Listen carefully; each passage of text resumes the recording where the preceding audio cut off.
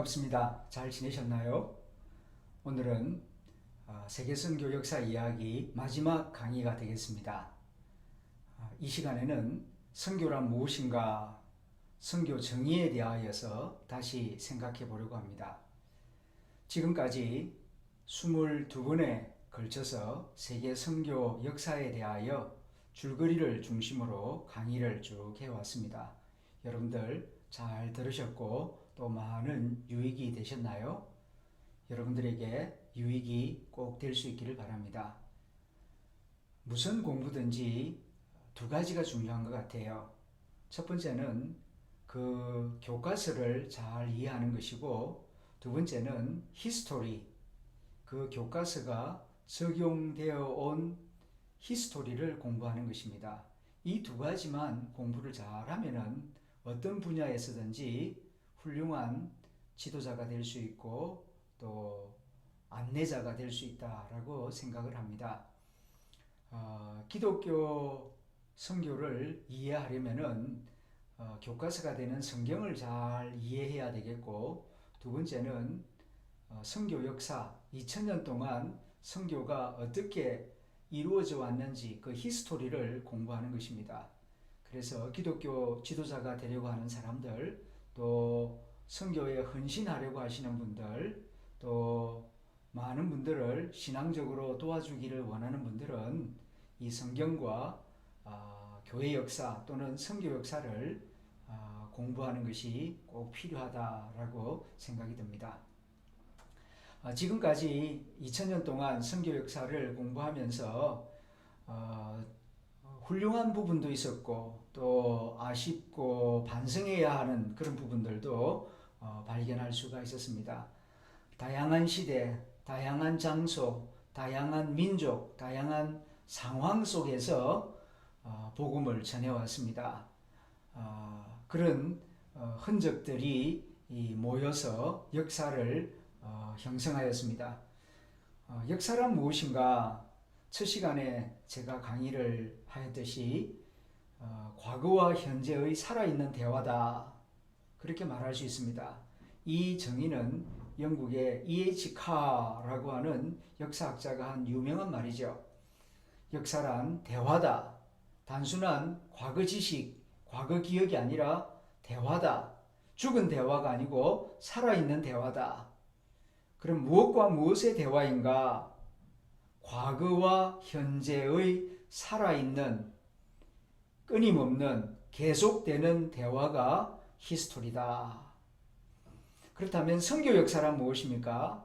과거 선교와 현재 선교 사이에 끊임없이 이루어지는 살아있는 대화, 그것이 미션 히스토리라고 말할 수 있습니다. 그러니까 미션 히스토리를 구성하려면은 과거의 팩트들이 있어야 되겠고, 두 번째는 현재 내가 하는 선교가 있어야 합니다. 현재 아무런 선교를 하지 않고 있는 사람, 선교에 관심이 없는 사람은 선교 역사 관심도 없고요, 배워도 이해할 수 없고 기억에 남는 게 하나도 없습니다. 그래서 선교 역사를 공부하는 사람은 과거의 사실도 아는 동시에 오늘 현재 내가 헌신하고자 하는 그런 선교 현장을 가지고 있을 때에 이 선교 역사의 가르침과 교훈들이 가슴 깊이 새겨지고 또 그 교훈이 깨달아질 것입니다. 저는 이제 선교 역사 이야기 강의를 마무리하면서 선교란 무엇인가, 선교 정의를 다시 되돌아보기를 원합니다. 모든 공부의 알파와 오메가는 정의입니다. definition. What is that? 그게 뭐냐 하는 것입니다. 공부를 시작할 때 내 나름대로 선교는 이런 것이다 생각하고 공부를 시작합니다. 그리고 공부를 마치게 되었을 때에는 공부한 것을 다 종합해서 선교란 다시 정의를 내린다면 무엇이라고 생각하느냐, 다시 배운 것을 기초로 해서 정의를 내 나름대로 내릴 수 있을 때에 공부의 완성이 이루어진다고 생각합니다. 그런 의미에서 이제 마지막 시간 선교란 무엇인가, 남정우 박사가 정의를 이렇게 내려봅니다. 먼저 저를 따라서 소리내어 읽어주시면 고맙겠습니다. 선교란 무엇입니까? 첫째, 둘째, 셋째, 넷째, 네 개의 단락으로 구성되어 있는데요. 자, 첫째, 성경 전체가 증거하는 하나님의 선교를 알고, 다시요. 성경 전체가 증거하는 하나님의 선교를 알고, 그 다음 하나님의 선교를 모범적으로 실천한 예수 그리스도의 선교를 모델로 삼아, 좀 길죠.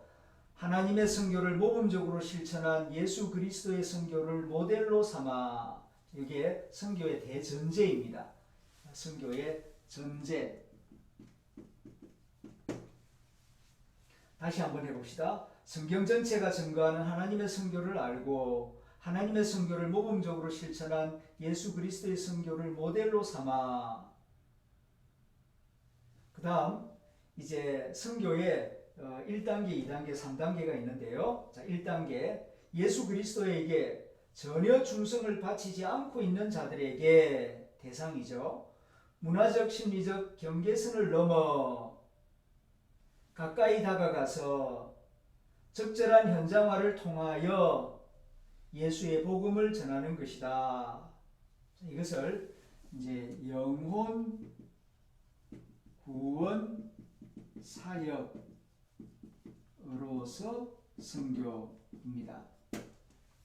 다시 한번 저하고 읽어봅시다. 예수 그리스도에게 전혀 충성을 바치지 않고 있는 자들에게 문화적, 심리적 경계선을 넘어 가까이 다가가서 적절한 현장화를 통하여 예수의 복음을 전하는 것이다.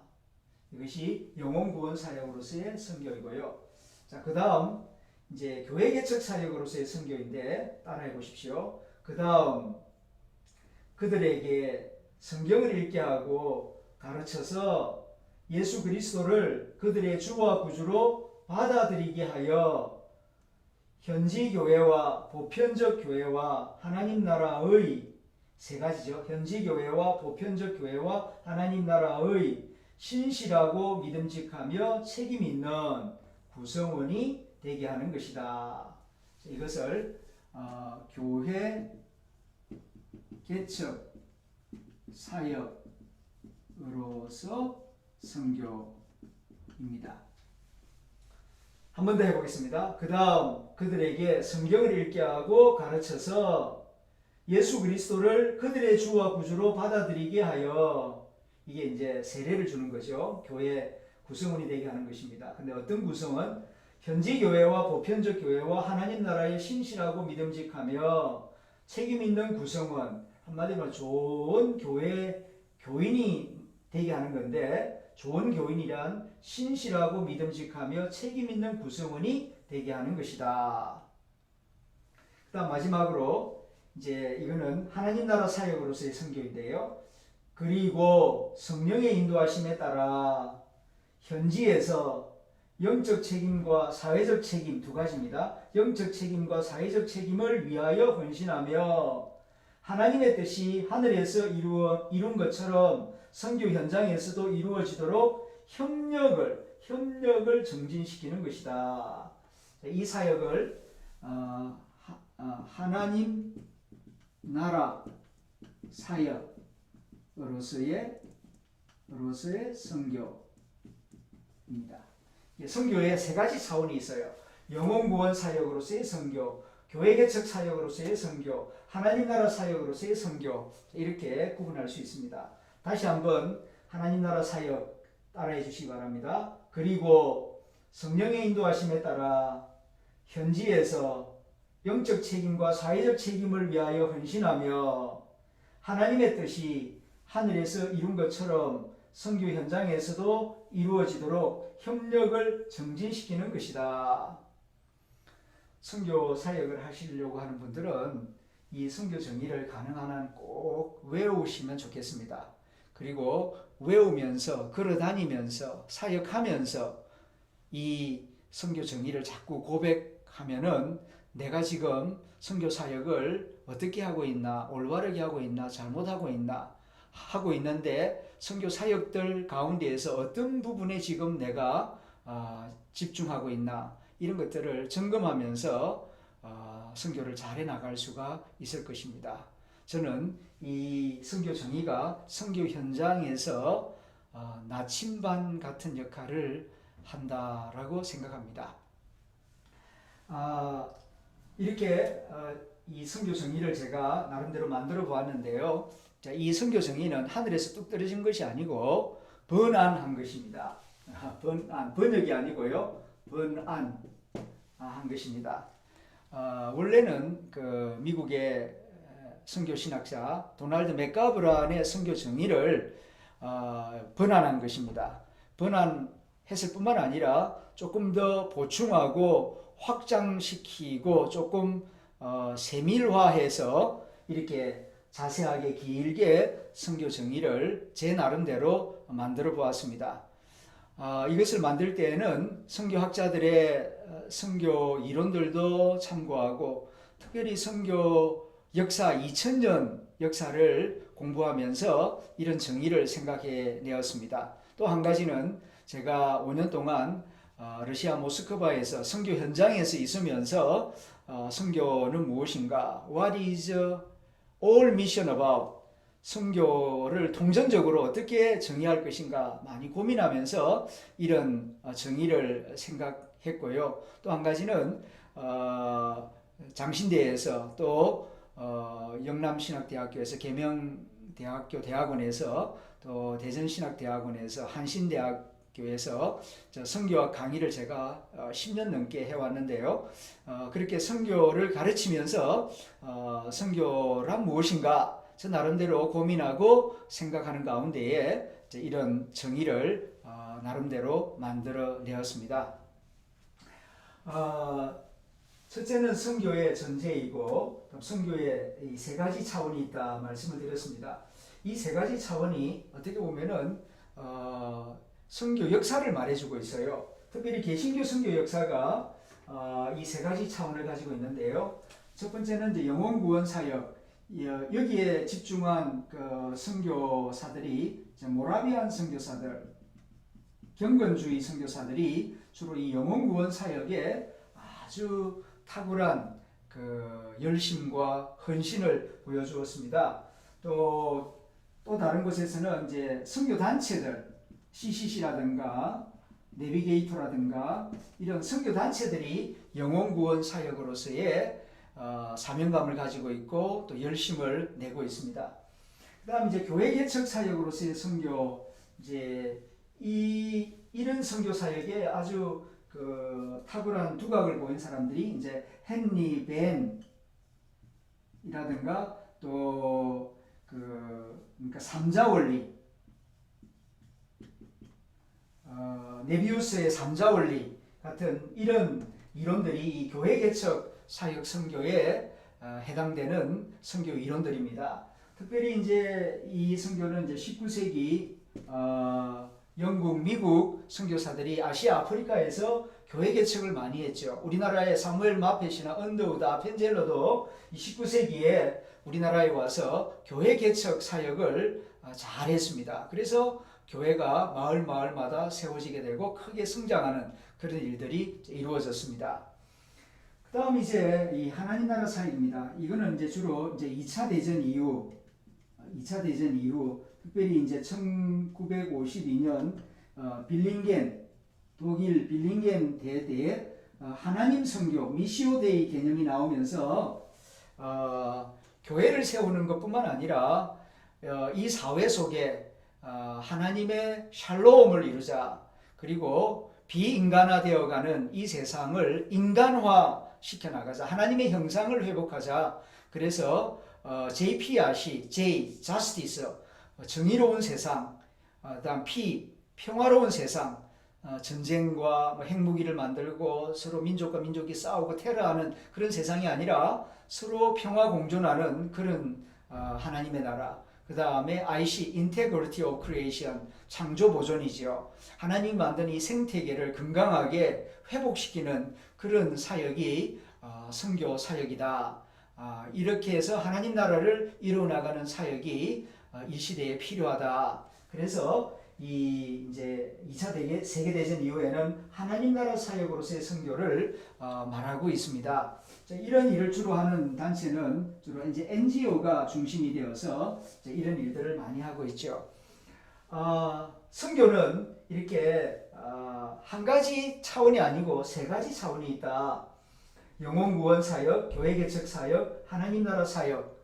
역사 가운데에 이런 일들이 나타났습니다. 선교 역사 가운데. 그래서 어떤 분들은 자기의 은사에 따라 또 하나님의 부르심에 따라 살아가는 그가 처해 있던 삶의 상황, 선교 현장의 상황에 따라서 어떤 분은 영혼 구원 사역에 집중했고, 어떤 분은 교회 개척 사역에 집중했고, 어떤 분은 하나님 나라 사역에 집중했습니다. 오늘날도 그렇습니다. 우리나라에 약 3만 명 선교사들이 선교 현장에 나가 있는데 다 똑같은 모양으로 사역하는 것은 아니죠. 어떤 분은 이렇게 영혼 구원 사역에 집중하고 있고, 어떤 분은 교회 개척 사역에 에너지를 집중하고, 어떤 분은 하나님 나라 사역에 부르심을 받아서 그 시간과 재정과 자기의 은사를 집중해서 헌신하는 분들이 있습니다. 각각 하나님이 부르신 것입니다. 모두 다 하나님의 선교에 참여하고 있는 것입니다. 서로 비교하거나 경쟁하거나 비판하는 일은 좋지 않다. 그것은 마귀만 기쁘게 하는 일이다. 저는 그렇게 생각합니다. 서로 은사의 다양성을 이해하고 존중하고 협력해 나가는 것이 성령 하나님이 기뻐하시는 선교 사역이다. 그렇게 생각합니다. 앞으로 21세기, 22세기에는 상호 존중과 상호 협력이 절실한, 꼭 필요한 그런 시대가 되고 있습니다. 자, 이제 좀 더 자세히 선교 정의를 이제 살펴보도록 하겠습니다.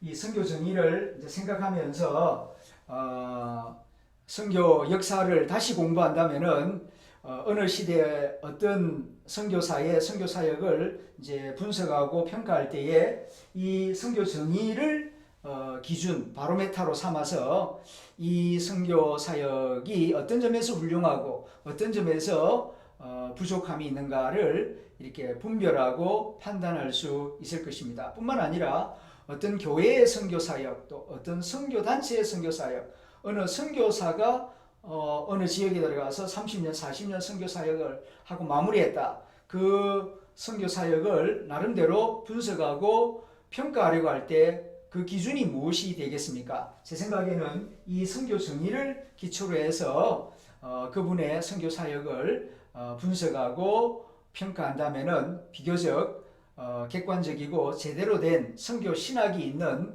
그런 평가가 이루어질 것이다 라고 생각을 합니다. 자, 먼저 전제에 대해서 살펴보겠습니다. 선교는 누구나 할 수 있어요. 그러나 아무렇게나 해서는 안 됩니다. 반드시 준비된 사람, 또 하나님의 부름을 받은 사람, 구원의 확신을 가진 사람만이 선교에 참여해야 합니다. 구원의 확신도 없고 하나님이 나를 부르셨다는 소명의식도 없고, 그리고 훈련도 받지 않고 선교가 뭔지 생각해 보지도 않고 배우지도 않고 선교를 시작한다. 안 하는 게 좋습니다. 그런 경우는 선교의 방해꾼이 될 수 있고 선교를 망칠 수가 있기 때문입니다. 선교를 하려면 반드시 이 선교의 전제를 알고 준비해야 되겠습니다. 그게 뭐냐면은 첫 번째, 하나님의 선교를 알아야 됩니다. 두 번째는 예수 그리스도의 선교를 모델로 삼아야 합니다. 그래야 좋은 선교사가 될 수가 있습니다. 성경 전체가 증거하는 하나님의 선교를 알아야 돼요. 성경 66권은 하나님 선교의 책입니다. 하나님이 인간을 얼마나 사랑하시고 구원하기를 원하시는가? 하나님이 선교사이십니다. 창세기부터 요한계시록까지는 하나님이 죄인인 우리 인간, 멸망의 길을 걸어가는 우리 인간을 얼마나 사랑하시고 구원하기를 원하시는가? 하나님의 선교적 열정과 하나님의 선교의 수고, 하나님의 선교의 방법, 하나님의 선교의 지혜, 하나님의 선교적 비전이 잘 나타나 있는 책이 성경책이라고 할 수 있습니다. 이 하나님의 선교라고 하는 말 아주 중요한데요. 이 반대말이 이제 선교사의 선교, 인간의 선교, 교회의 선교가 이 대립되는, 반대되는 말이라고 할 수 있습니다.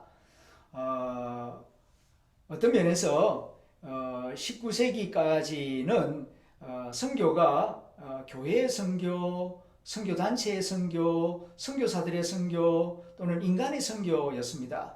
그게 다 나쁘다고는 볼 수 없는데 그렇게 하다 보니까 경쟁주의적 선교에 빠지는 경향이 있었고 또 잘못된 길로 빠지는 경우가 들어 있었습니다. 하나님의 영광을 위하기보다는 인간적인 바벨탑을 쌓는 교단주의적 바벨탑을 쌓는 그런 결과를 낳는 경우도 있었고 민족적 우월주의에 빠지는 경우도 있었습니다. 그 모두 다 잘못된 것입니다. 1900년 동안 선교 역사를 반성한 결과 1952년 그 미시오 데이 하나님의 선교라고 하는 개념을 전면에 부각시키면서 성경이 증거하는 선교는 인간의 선교가 아니라 성부, 성자, 성령 삼위일체 하나님의 선교이시다. 선교를 시작하신 분이 하나님이시고 선교를 진행하시는 분이 하나님이시고 선교를 완성하실 분도 하나님이시다. 그러면 우리 인간은 뭐냐? 교회는 뭐냐? 하나님의 선교에 부분적으로 참여하는 것이다. 우리가 선교를 주도하는 것이 아니고 선교의 주도자는 하나님이십니다. 이것을 성경 전체가 증거하고 있어요. 그래서 우리가 선교사가 되려고 하면은 먼저 성경 66권을 하나님 선교의 관점에서 읽는 시간을 가져야 합니다. 그렇게 창세기부터 요한계시록까지 성경을 구원론적 관점에서도 읽지만 이 하나님의 선교, 하나님의 선교적 열심을 증거하는 책으로서 성경을 쭉 오랜 시간 동안 읽는 그런 시간을 가지고 나면 세계관이 달라져요. 세계관이 달라져요. 선교를 바라보는 눈이 달라집니다. 우리 교회가 한다. 어떤 영웅이 한다. 인간의 열심히 한다. 많은 재정으로 한다. 그런 생각이 자연적으로 봄눈 녹듯이 녹아져 버리고 없어져 버리고 이제 하나님이 정말 우리를 사랑하셔서 이렇게 쉬지 않고 선교를 쭉 해오셨구나. 이것을 알게 되고 느끼게 됩니다. 확신하게 됩니다. 그러면은 우리 교회가 또 내가 선교에 정말 열심히 헌신하더라도 자랑할 것이 없어요. 겸손한 마음으로 참여하게 되고 내가 하는 선교는 지극히 작은 부분이다 하는 것을 알게 되지요. 그러면은요 다른 선교사들과 자연스럽게 협력할 수 있게 돼요. 다른 교회, 다른 선교단체와도 협력하여서 하나님의 영광을 위하여 복음 선교의 완성을 위하여서 지혜를 모으고 은사를 모으고 재능을 모으는 그런 아름다운 일들이 이루어지게 되는 것입니다. 그래서 반드시 성경 전체가 증거하는 하나님의 선교를 알아야 되겠고요. 그 다음에는 하나님의 선교를 모범적으로 실천한 예수 그리스도의 선교를 모델로 삼아야 합니다. 모델. 이게 참 중요하거든요. 사람이 무슨 이제 그 사역이나 어떤 프로젝트를 추진해 나갈 때에 생각 없이 하는 사람 없습니다. 특별히 장기간 동안 많은 에너지와 헌신을 집어넣어서 어떤 그 목표를 이루려고 할 때에는 마음속에 나름대로의 다 청사진이 있어요. 꿈이 있고 또 어떤 모델이 있습니다. 이 모델이 참 중요해요. 마음속에 생각하는 모델. 이걸 이제 전문적인 용어로는 중거틀이라고 하거든요. 프레임. 중거틀이라고 합니다. 이 중거틀, 스탠다드, 기준이 바르게 서 있어야 때로는 좀 삐뚤삐뚤 가더라도 목표를 놓치지 않고 장기간 동안 걸어갈 때에 바른 길을 걸어갈 수가 있습니다. 그런데 이 중거틀이 잘못되어 있으면은 전혀 엉뚱한 길로 가버려요. 그래서 이 모델이 참 중요합니다. 우리나라 선교사들이 선교 현장에 나갈 때에 나름대로 자기 마음속에 존경하는 어떤 선교사의 모델, 마음속에 어떤 그 스탠다드로 생각하는 그런 기준이 있습니다. 많은 경우 뭐 언더우드나 아펜젤러, 윌리엄 캐리 또는 자기가 존경하는 어떤 선교사 그런 분들을 마음속에 생각합니다. 뭐 나쁜 건 아닙니다. 도움이 될 겁니다. 그러나 모든 선교사들이 항상 기억해야 할 모델은 예수 그리스도입니다. 예수 그리스도의 선교가 선교의 모델이 되어야 합니다. 예수 그리스도의 선교, 예수님이 선교사이거든요. 특별히 요한복음을 보게 되면은 40번 넘게 나는 보냄을 받은 자다. 그렇게 예수님 말씀하십니다. 보냄을 받은 자, 그 말을 한마디로 표현하면 미셔너리거든요. 예수님은 미셔너리였습니다. 예수님은 선교사이셨는데 그의 그 성육신부터 십자가에 달려 죽으심, 이 모든 그 삶의 그 과정을 그 선교적 관점에서 보면은 많은 선교적 통찰력을 얻을 수가 있습니다. 예수님의 이 선교를 두 가지로 정의하자면 첫 번째로 성육신 선교입니다. 두 번째로는 십자가 선교입니다. 이게 예수님 선교의 가장 중요한 특징입니다. 그러므로 우리가 예수님의 선교를 모델로 삼기 위해서는 항상 예수님처럼 이 성육신의 헌신과 수고, 지혜를 배워야 되고 또 십자가의 그 사랑, 십자가의 헌신, 십자가의 정신, 십자가의 방법 이런 것들을 우리가 깊이 생각하면서 선교 현장 속에 실천해 나가도록 노력해야 합니다. 그럴 때에 예수 그리스도의 선교를 모델로 삼는 것입니다. 이 예수 그리스도의 선교가 이제 십자가의 선교인데요. 이 유사품이 뭐냐면은 십자군 선교입니다. 자칫 잘못하면은 선교 현장 속에서 예수님의 십자가 선교를 따라가는 것이 아니라 이 힘에 의한 십자군 선교를 따라가기가 쉽습니다. 선교 역사를 공부해 보면 이런 예들이 꽤나 많이 있었지요. 십자군, 힘에 의한 선교입니다. 12세기부터 14세기에 서유럽에서 로마 가톨릭 십자군 군대가 이 중동 지역에 있는 동방정교회 기독교인들과 모슬렘 신도들을 엄청나게 많이 학살했죠. 칼로 굴복을 시키려고 했습니다. 이건 십자군 선교 방식이에요. 그런데 현대에 와서 달러의 힘을 이용하거나 어떤 학위의 힘을 이용하려고 하거나 아니면 인맥을 이용하려고 하거나 이 세상의 어떤 힘, 파워를 이용해서 그래서 선교를 하려고 한다면은 또 다른 십자군 선교의 유혹에 빠지고 마는 것입니다. 그러면은 하나님이 기뻐하지 않습니다. 그건 기독교 선교와는 거리가 멀어지는 것입니다. 예수 그리스도의 선교는 하나님의 선교를 가장 모범적으로 실천한 사례입니다. 그렇기 때문에 예수 그리스도의 선교를 우리 선교의 모델로 삼아서 선교를 시작할 때에 바른 방향을 찾아나가는 그런 선교가 될 것입니다.